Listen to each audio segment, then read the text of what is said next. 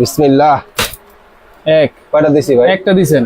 কতটুকু গেছে দেখছেন? এটা তো একবারে ভিতর পর্যন্ত চলে গেছে।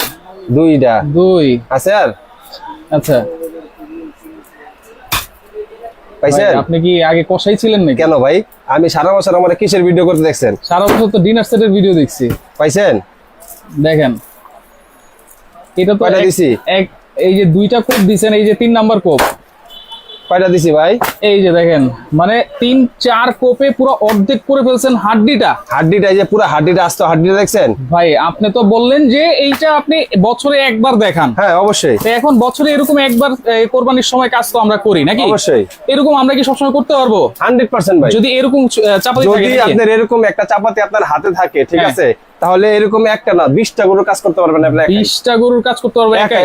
আচ্ছা, আমি যে চালাইছি দেখছেন আপনি? হ্যাঁ। কতক্ষণ লাগছে? সর্বোচ্চ 1 মিনিট। 1 মিনিটও লাগে না। 1 মিনিটও লাগে নাই।